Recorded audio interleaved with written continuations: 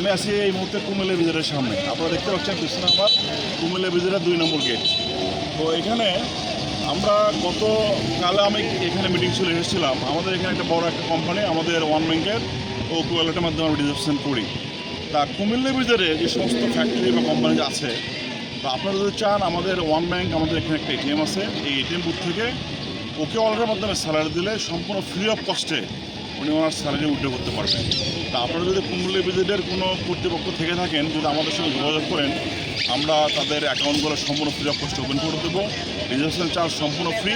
এরপর আমাদের স্যালারিটা দেওয়ার পরে ওয়ার্কাররা আমাদের পাশে আমাদের এটিএম বুথ থেকে তারা ক্যাশ আউট করবে এবং ক্যাশ আউট চার্জটা সম্পূর্ণ ফ্রি।